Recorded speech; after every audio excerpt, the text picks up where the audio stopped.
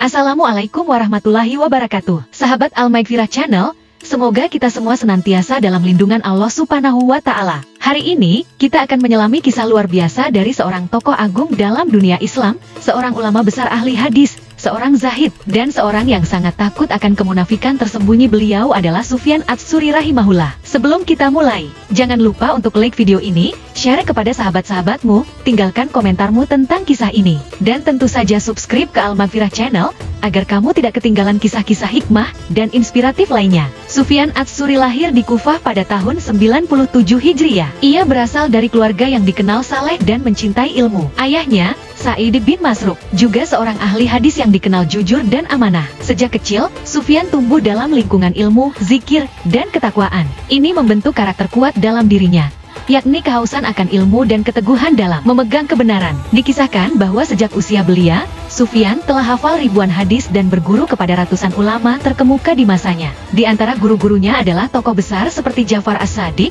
Mansur bin Mu'tamir, dan Ibnu Syihab Az-Zuhri. Cintaannya terhadap ilmu tidak membuatnya sombong, justru ia semakin tawadu dan berhati-hati dalam menyampaikan ilmu. Namun, ketenaran bukanlah sesuatu yang dicari oleh Sufyan. Justru, ketenaran menjadi sumber kekhawatirannya. Ia sangat takut ilmunya hanya menjadi pajangan, dan amalnya ternodai oleh penyakit hati bernama riya, beramal untuk dilihat orang. Sufyan pernah berkata, "Aku tidak mengobati sesuatu yang lebih sulit daripada niatku. Ia terus berubah-ubah padaku."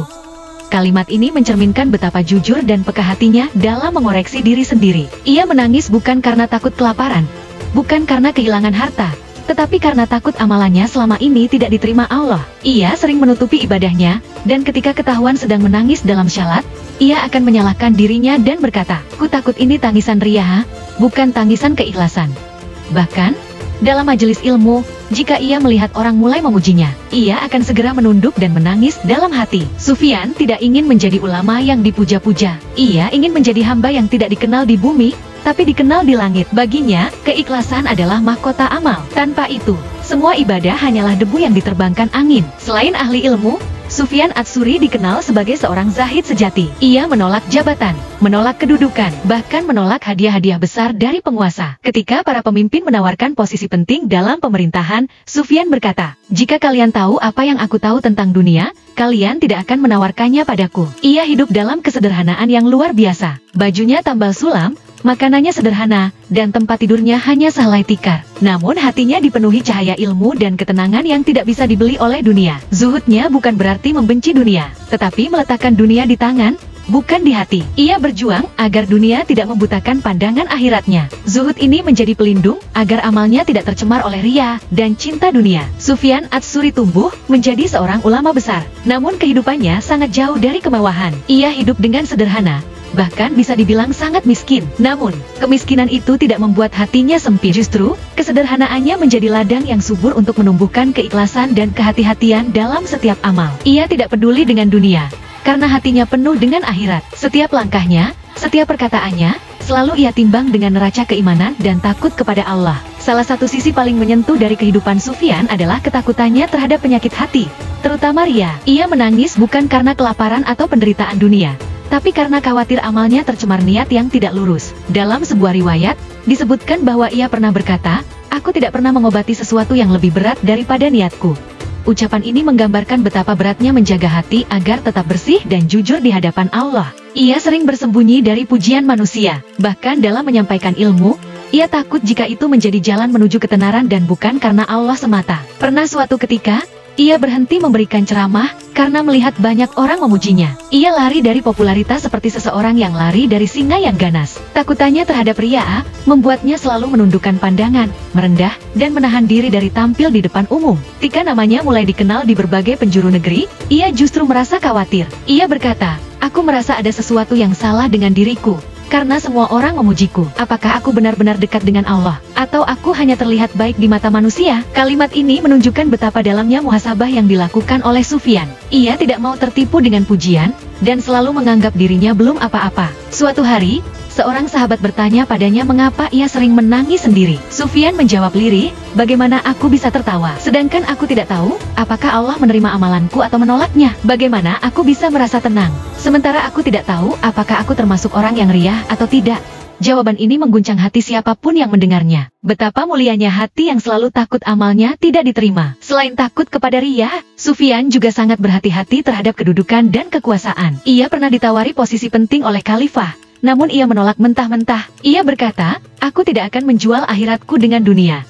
Baginya, menjadi ulama bukanlah jalan menuju jabatan atau kemuliaan dunia, tapi sebuah amanah berat yang kelak akan dimintai pertanggungjawaban di hadapan Allah. Ia juga dikenal sebagai sosok yang sangat gemar beribadah. Malam-malamnya dihiasi dengan tangisan dalam syalat tahajud. Ia membaca Al-Quran dengan penuh penghayatan dan rasa takut. Jika membaca ayat-ayat tentang neraka atau kemurkaan Allah, tubuhnya bergetar. Ia tidak pernah merasa aman dari azab Allah, meskipun amalnya sangat banyak. Rasa takut yang mendalam itu menjadikannya pribadi yang terus-menerus mendekatkan diri kepada Allah. Dalam sebuah kisah, diceritakan bahwa Sufyan pernah berdoa semalaman hanya dengan satu ayat, surat Al-Jathiyah ayat 21. Ia terus mengulang ayat itu sambil menangis terseduh-seduh, khawatir dirinya tergolong orang-orang yang berbuat dosa, namun merasa aman. Takutannya terhadap kemunafikan membuatnya begitu waspada dalam bertindak dan berpikir. Sahabat Al-Maghfirah Channel, dari kisah ini kita bisa merenung. Seorang ulama besar seperti Sufyan Ats-Tsuri, yang ilmunya melimpah dan amalnya luar biasa, justru sangat takut kepada Allah. Ia tidak pernah merasa cukup,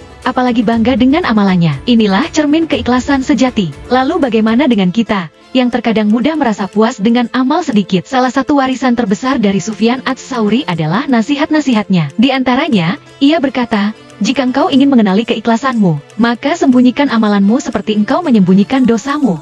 Kalimat ini menusuk ke hati siapapun yang mendambakan keikhlasan dalam amal. Ia juga pernah mengatakan, tanda seseorang mencintai akhirat adalah sedikit berbicara, sedikit tertawa, dan banyak menangis.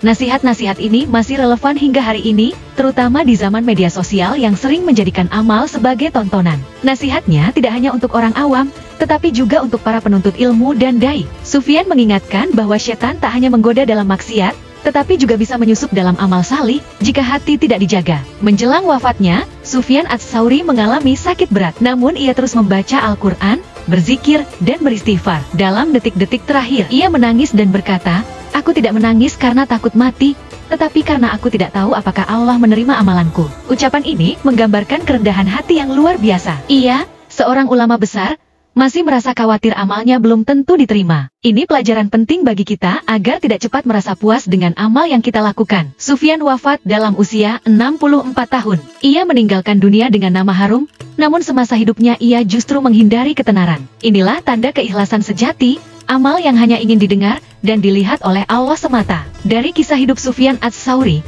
kita bisa mengambil banyak pelajaran berharga. Pertama, pentingnya keikhlasan dalam amal, karena riya adalah penyakit hati yang bisa membatalkan pahala. Kedua, pentingnya menjaga lisan dan hati dari pujian manusia. Dan ketiga, zuhud terhadap dunia bukan berarti meninggalkan dunia, tapi tidak diperbudak oleh dunia.